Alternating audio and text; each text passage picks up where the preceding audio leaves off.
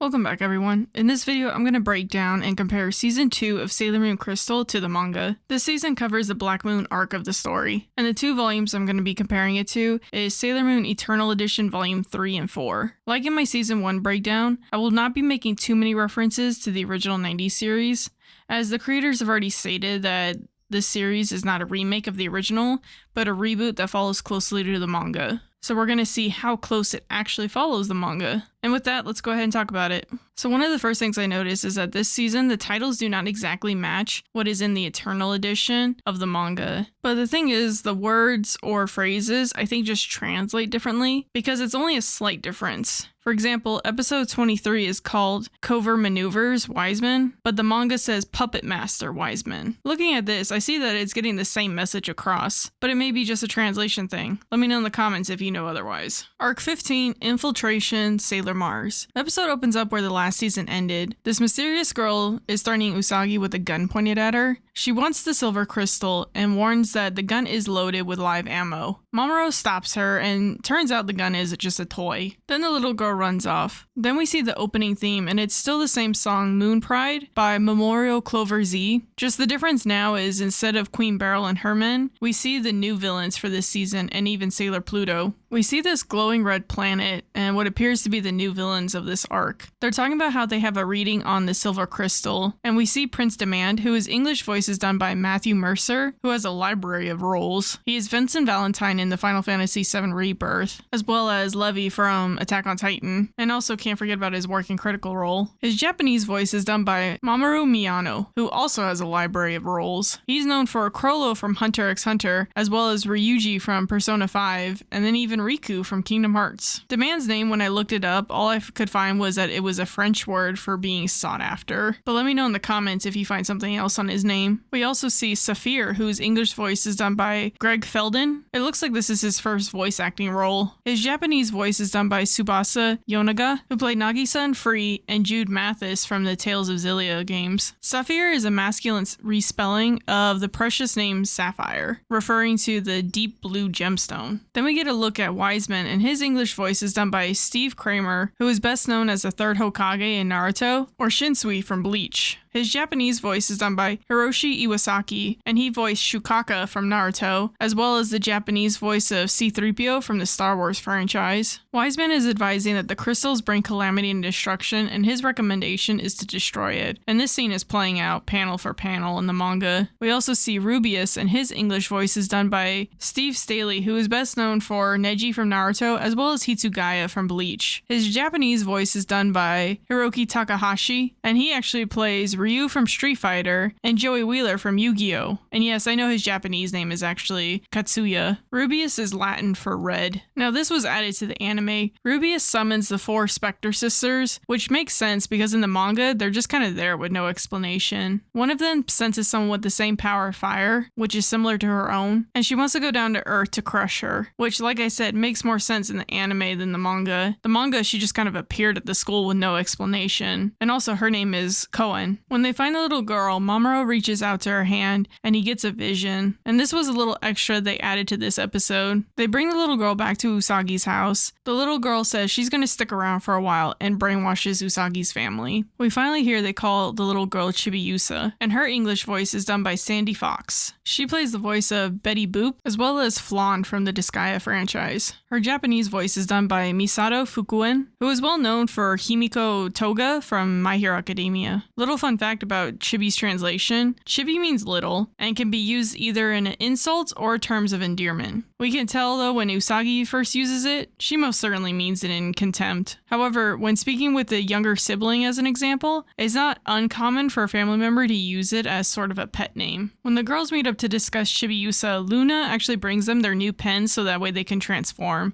Since the kingdom has been restored, they get new pens. At Ray's school, they discover that there are invaders coming to Earth, and later that night, Ray has a dream, and I will say, I'm glad they changed it in the anime. In the anime, it is a grown man that gets burned alive, but in the manga, it was a little child. When we get to the school fair at Ray's school, we see, just like in Ray's dream, a nun is on fire, and the girls transform to prepare for the next fight. They use their new star power pens to transform. The nuns then transform into these odd-looking creatures. In the manga, the girls aren't all together at first. It is actually Mercury that shows up first, then Sailor Moon. And I think the animators took this opportunity to use this moment for them to talk about their new battle. But they will face this challenge once again together, which I thought it was a nice touch to add this. This fight, of course, is a little bit longer since we have all the scouts fighting together. The girls also take notice and talking about how strong they've all gotten as well. Koen reveals her plans and says that she wants the silver crystal, and Mars challenges her. And we get our first look at Mars' new ability. Just like in the manga though, Mars loses this battle, and Sailor Moon uses her tiara to attack Koen,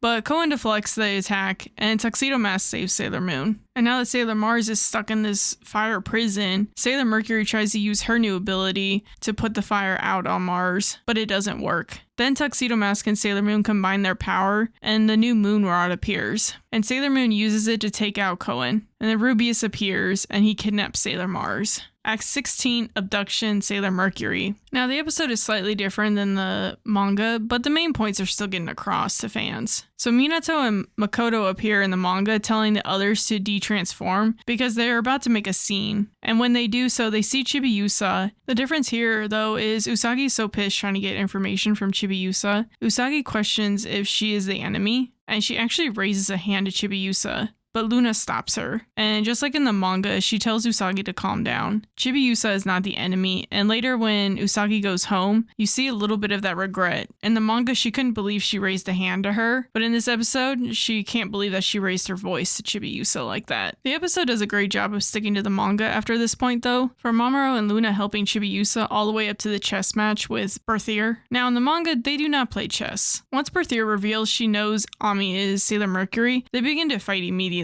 She says the same thing like she does in the manga. She's looking for the little rabbit, which one would automatically assume she's looking for Usagi or Chibiusa. In this episode, it looks like Ami was able to figure it out. It was Chibiusa. In the episode, Berthier is playing on Ami's fears of being alone. Ami deep down is scared that people are going to leave her. And we see flashbacks to when she was a kid and her dad left. And since it's a chess game, everyone is silent in the crowd except for one person, Usagi. Usagi is cheering on Ami, and that snaps Ami out of it, and Ami wins the match. Berthier makes a run for it, and Ami goes after her and transforms. Ami takes out these strange creatures, and she realizes that they aren't real, and Berthier traps Mercury, and the other scouts come to save her. Sailor Moon takes out Berthier, but the water prison still has Mercury trapped, and Rubeus took her away. Now in the manga, for the most part, the battle plays out kind of the same. It just skips the chess match and goes straight to battle. Berthier runs into the city to try to gain the advantage of a surprise attack with her creatures, but overall, it's still the same outcome. Act 17, Secrecy, Sailor Jupiter. The episode starts off the same. Usagi is depressed for obvious reasons, and Chibiusa comes in and tries to cheer her up. So this episode plays the whole arcade scene just like in the manga, and it's actually quite impressive. I did notice that in the anime, they are skipping the detail that Motoki knows that the girls are the Sailor Guardians, and he knows about the command center in the arcade, which I guess in the overall storyline, it doesn't make too much of a difference, but it was an interesting choice that they made. This whole episode is practically panel for panel at this point.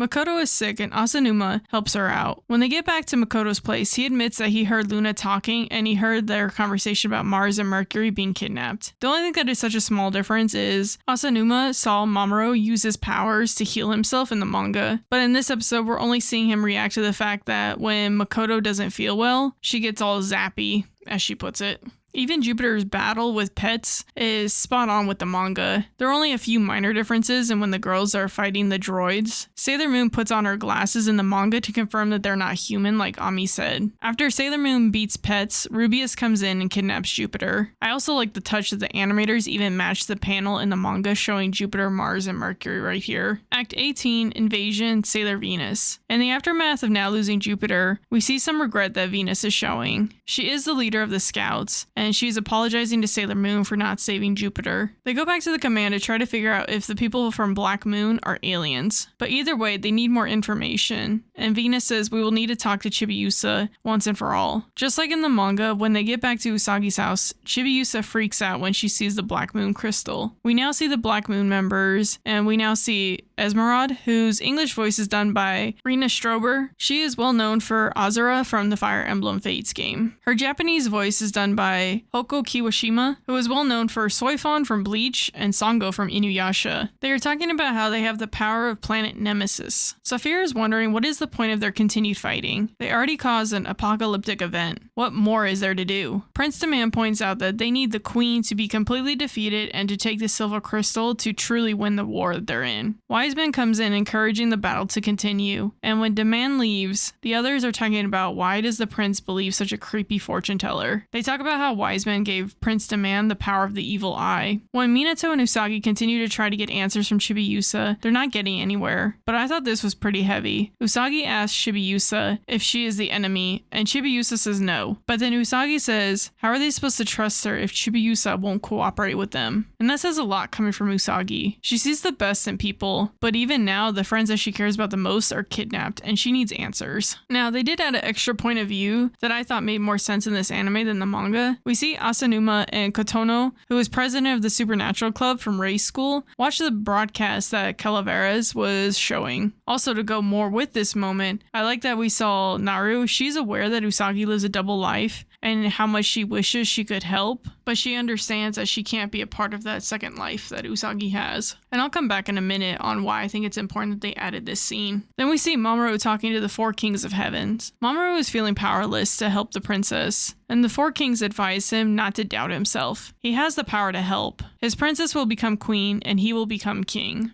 and he needs to be there for her. Just like in the manga, Chibiusa takes Sailor Moon's brooch, and Venus is having to take on Calaveras on her own. Now, going back to why I said I think that scene makes more sense on the others watching that broadcast, it's because we see them here in the crowd. In the manga, they just kind of showed up there with no explanation. But with that little extra scene the anime gave us, you can see they're also trying to help their friends. Asanuma wants to find Makoto, Kotono wants to find Rei, and Naru wants to help Usagi. Just like in the manga, Venus is fighting Calaveras, but at the same time, Rubius is taking on Sailor Moon and Chibiusa. Tuxedo Mask comes in to save them both, and we see his power, and he repels Rubius's fire and saves them both. Now in the anime, for this part, I will admit I did not care for this as much. In the anime, Tuxedo Mask and Usagi are asking for the brooch back, but in the manga, Usagi said no time to waste, and she goes to Venus and just takes the brooch and runs, and will deal with Chibiusa later. That to me made more sense than trying to reason with this little girl right now. Sailor Moon makes it to Sailor Venus, and uses her moon rod to take out Calaveras. Chibiusa explains that she took the crystal because she thought she could do something, and she asked Sailor Moon for help, explaining that she is from the 30th century and she needs her help. Act 19, Time Warp, Sailor Pluto. We learn that Chibiusa is from the 30th century Crystal Tokyo. So in the manga, Artemis is questioning Chibiusa on what happened in the future, but he's not as pushy like he is in this episode. He asks her in the manga to tell them what she knows, but only what she's comfortable with. But in this episode, he's just grilling her, and it's causing her to shut down more.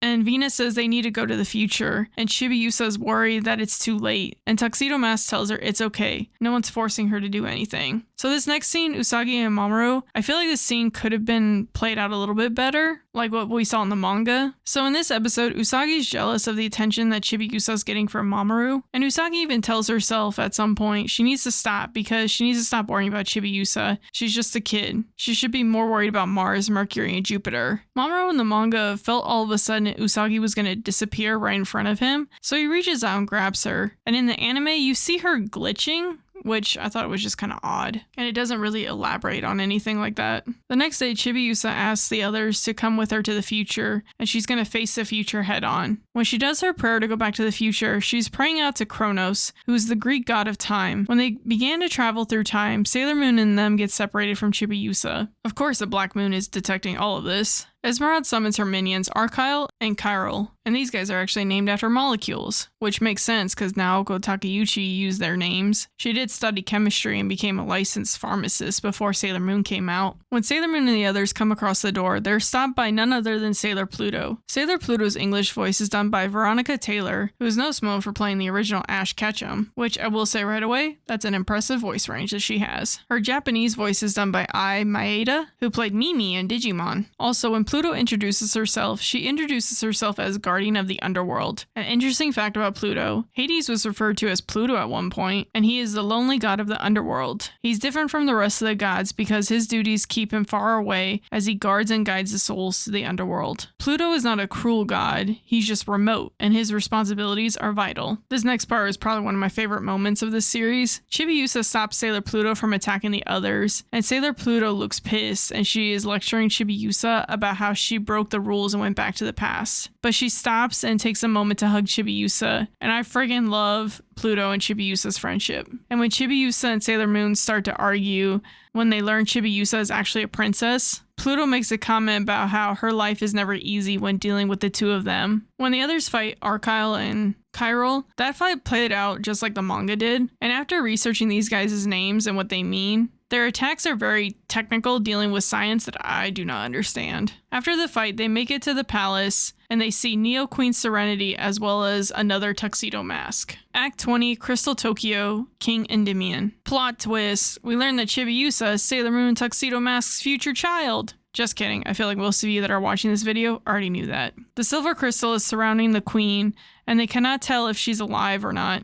If you remember from the last season, the crystal reacts when Serenity is in grave danger. Also, surprise, this little cat here, Diana, is the future child of Luna and Artemis. And Diana's English voice is done by Debbie Derryberry, who is well known for Jimmy Neutron from Jimmy Neutron Boy Genius, and Ryo-Oki from Tenchi Muyo. Her Japanese voice is done by Shoko Nakagawa, who actually plays the voice of Rapunzel for any Japanese dubbing of Rapunzel. King Endymion gives an explanation that the silver crystal helps the royal family and their people live long lifespans. They live on average up to 1,000 years, which is why they are looking so young. He explains that the Black Moon are, in a way, a group of rebellions. They do not want to live long lives in peace, and they conquer the planet Nemesis. The group eventually returns to the past, and I was concerned they weren't going to show this argument because they left out some of the details in the previous episode, but Usagi gets upset, and it's not as much jealousy like we saw in the original anime. Chibiusa is Usagi's daughter too,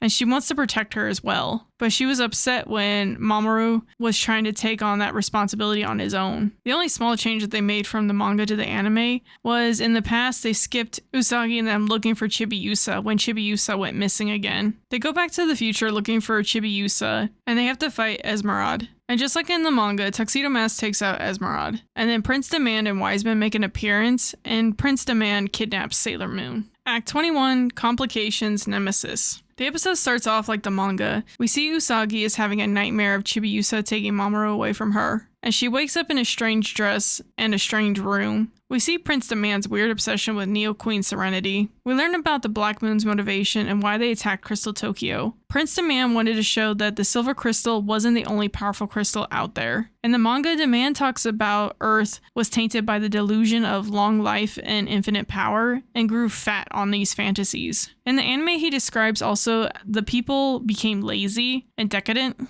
Wiseman gave them the idea to go to Nemesis to gain power from the malefic Black Crystal. Their goal is to rewrite history. Demand then talks about how manipulating life and living as long as they do because of the crystal is against nature. In the manga, he talks about how it is blasphemy against God, which is why he wants to rewrite history and change the future. I will say this, in the anime, I can appreciate the fact that there are less children shown as dying painful deaths. In the manga, we see Demand killing a child, but in the anime, they do not show that. You could probably assume the child is dead, but it isn't shown. Even earlier in this video, I talked about how Mars saw a child die in her dream. A small touch I personally like that they did.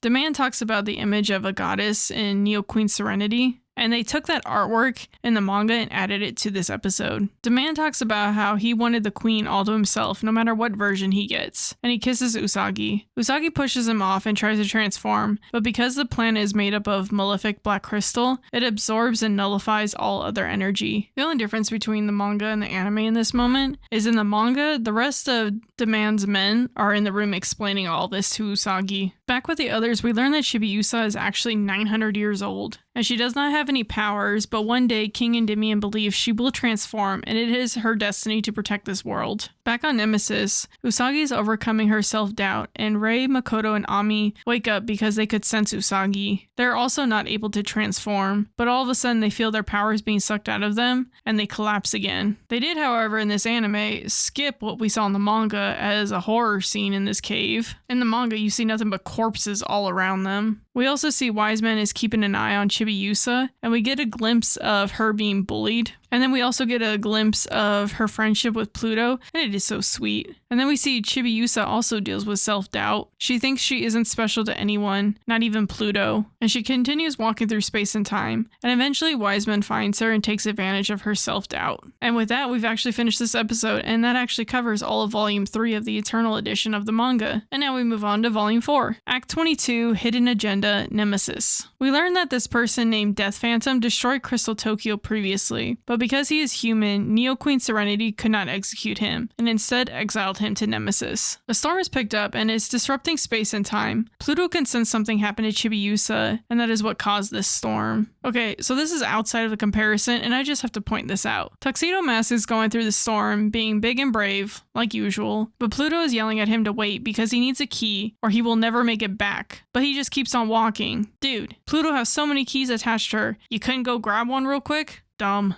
Overall, this episode is pretty spot on with the manga. Even the dialogue is the same when Saphir is explaining that the planet core and how unstable it is, just like his brother. Saphir wants to put a stop to everything, and his solution was to kill Usagi. And he tries to kill her, but the future queen helps her, and Usagi is able to transform again. And I absolutely love this part in the anime. Usagi finds her friends, and they wake up. Although now we see some of the corpses that were down there in the cave with them. Usagi is also able to help reach to her friends to help them transform. The only thing I will say though is Sailor Moon looks pretty pissed in the manga, but when the scouts reunite and are standing in front of that core and are just staring at the enemies, I loved this scene. It looks so cool in this episode. When Neo Queen Serenity talks through Sailor Moon, in the manga she still looks pretty pissed. As a reader, I was pretty terrified. In the manga, I don't get that same vibe when looking at her, but listening to her speak, you could tell the future queen is not exactly thrilled. So the difference in this moment with the manga and the episode is there is a fight that breaks out, and they eventually do use Pluto's powers to escape, and when Rubeus makes a run for it, Wiseman confronts him, and that shadow that was behind Wiseman takes out Rubeus. The difference between the manga and the anime though, in the manga we see Rubeus being burned alive, and in the anime we don't really see that. The girls make it back together, and they learn that Chibiusa and Tuxedo Mask have gone missing. Act 23, Covert Maneuvers, Wiseman. Usagi wants to go look for Tuxedo Mask and Chibiusa, and she must find them. Pluto advises them not to go, but they still go out there anyway. The other scouts agree to go with, and they said that there's no stopping Sailor Moon when her mind is set, which I thought was a nice add-on to this episode. Okay, so there was a slight difference in their conversation they have about Chibiusa and Tuxedo Mask in the manga compared to the anime. So in the anime, the inner scouts are discussing that they don't know if Tuxedo Mask is with Chibiusa, and Sailor Moon tells them that she believes he is, because he will go to the ends of the earth to protect their daughter, and that he'll keep his word. But in the manga, it actually is Sailor Moon who says that she doesn't know if they're together, and Mars is the one that reminds Sailor Moon about how he has a strong sense of responsibility and keeps his promise. Sailor Jupiter points out that Tuxedo Mask is always rushing to protect Chibiusa because she is the daughter he is one day going to have with Usagi, and he's always thinking about his role in all of this, and he wants to make sure that Usagi's free to do what she needs to do without worrying about them. Usagi says she knows this already, and also says, "I'm not that stupid." She just misses him so much and feels like every time they are together they get ripped apart. But then all of a sudden Sailor Moon passes out. When we see Prince Demand and Saphir, they meet this new character, which we all know as Black Lady.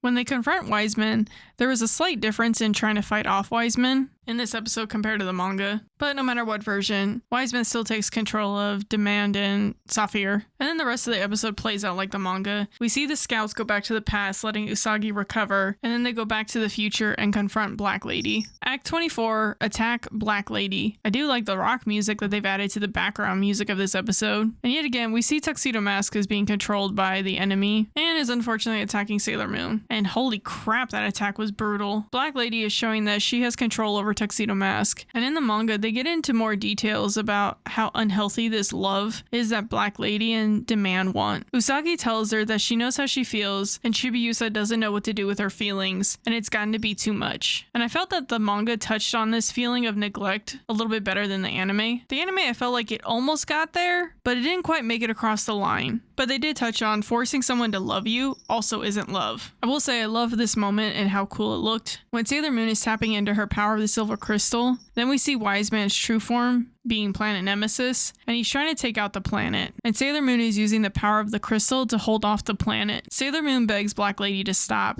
She can have the crystal and Sailor Moon's life, but then Endymion steals the crystal from Sailor Moon, but then Demand takes both crystals and we see Demand is about to have the two crystals touch. And if that happens, the entire universe will be destroyed. Also, a little side note about this episode, Diana is the best character. That is so sweet how she'll take Pluto's place in guarding the door while Pluto goes to try to save everyone. Act 25, Showdown, Death Phantom. Pluto has stopped time, but it comes at a cost. Pluto is breaking one of the rules that will cost her life. The shock of seeing Pluto die awakens Chibiusa. We see a bunch of flashbacks of Chibiusa and Pluto and their friendship, and that was the push Chibiusa needed to transform into Sailor Chibi Moon. So the fight with Nemesis is playing out a little bit different in the anime compared to the manga. In this episode, we see all the scouts try to fight off Nemesis, and it looks like he was defeated, but then he comes back in for a surprise attack. But Demand stops the attack from Nemesis, and Nemesis defeats Demand. In the manga, when Nemesis is attacking the scouts, Demand takes the opportunity to try to take out Sailor Moon and Tuxedo Mask, but it doesn't work, and then Sailor Moon takes out Demand in the manga.